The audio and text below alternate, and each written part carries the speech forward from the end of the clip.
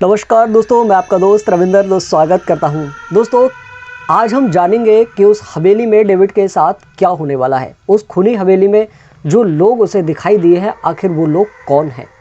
जो चारों तरफ माहौल फैला हुआ है, वो खुशमिजाज माहौल क्यों नहीं है और हवेली के बाहर सन्नाटा क्यों है? इन सारी चीज़ों के बारे में आज हम जानेंगे कि डेविड के साथ आज हवेली में क्या होगा।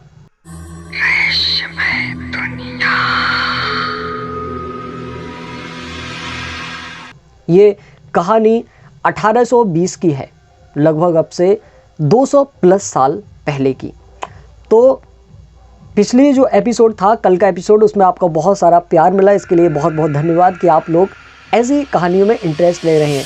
हमने पिछली कहानी में जाना कि डेविड को एक कॉल आता है कि आपकी जॉब लग चुकी है, लेकिन आपको कंपनी में आना पड़ेगा। डेविड जो है वो कंपनी को जाता है और शहर में वो किसी को नहीं जानता है, लेकिन वो शहर पहुंचते ही उसे शाम हो जाती है और उसे एक बुढ़ा नज़र आता है। वो बुढ़ा उसे बताता है कि आपको अगर कहीं ठहरना है तो एक हवेली आपको मिलेगी यहाँ से 1 किलोमीटर दूरी पर, वहाँ पर आप ठहर जाइए। ऐसे में वो जब तागा पकड़ता है तो तागे वाला उसे मना कर देता है। अब वो जब हवेली पहुँचता है तो देखता है बाहर सन्नाटा छाया हुआ है।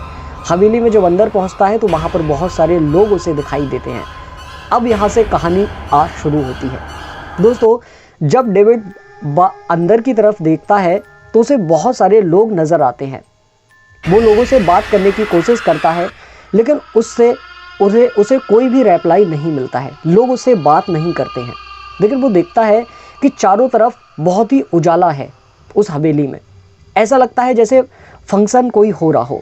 बहुत ही खुश मिजाज माहौल है उस हवेली का और डेविड को कोई जवाब नहीं मिल रहा है उन लोगों की तरफ से।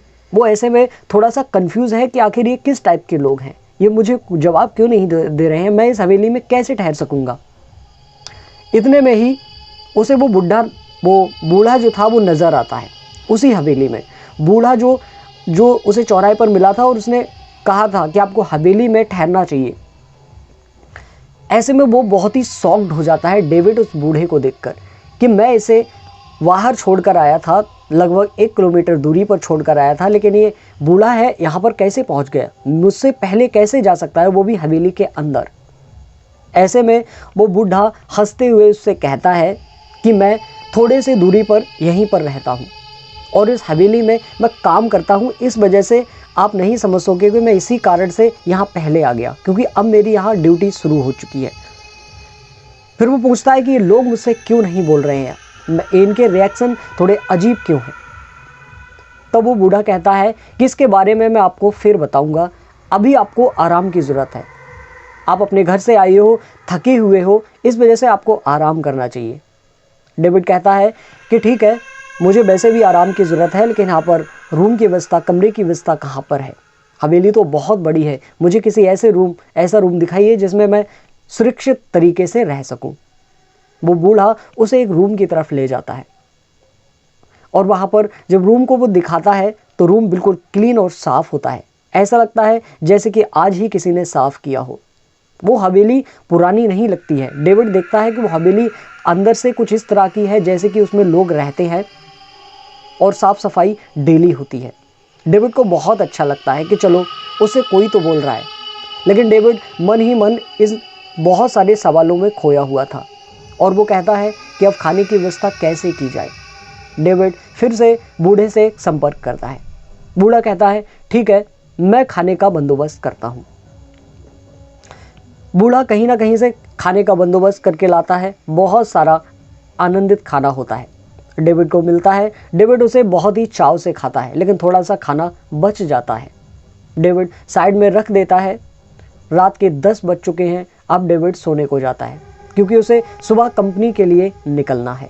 जब रात के 12 बजते हैं तब उसे बाहर से रोने की आवाज़ें आती हैं। हवेली में ही रोने की आवाज़ें आ रही हैं, लेकिन रूम के बाहर से। वो देखता है, उसे ऐसा महसूस होता है जब वो सुनता है कि ये एक आदमी की नहीं, एक औरत की नहीं, बल्कि बहुत सारे लोग बाहर रो रहे हैं। डेविड थोड़ा सा गेट खोलकर देखता है। वो देखता है कि बाहर की तरफ बहुत सारे वही लोग रो रहे हैं, लेकिन इस वक्त लोग वो नहीं है, बल्कि उनका नज़ारा बदल चुका है, उनका लिबास बदल चुका है। वो एक सोल फॉर्म में है, वो एक भयंकर रूप में है और वो भटक रहे हैं। ऐसा लग रहा है जैसे कि वो कैदी कर रखे हो और वो निकलने की कोशिश कर रहे हो।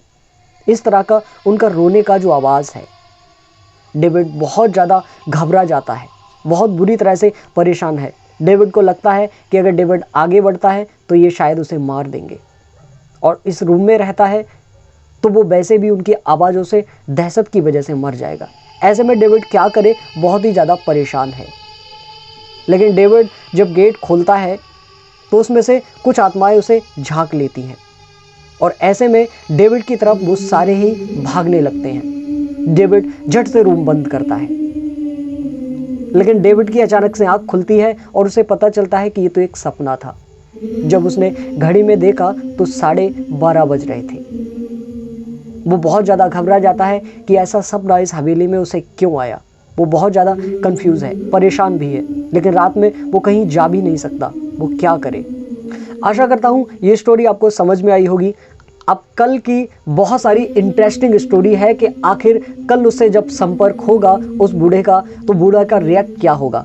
आखिर अब रात के 12 बजे डेविड क्या करेगा, इन सारे ही सवालों के जवाब आपको कल के पार्ट में मिलेंगे। आप कितने एक्साइटेड हैं मुझे कमेंट बॉक्स में बताइएगा, और वो आत्माएं जो थीं वो कहाँ चली गई।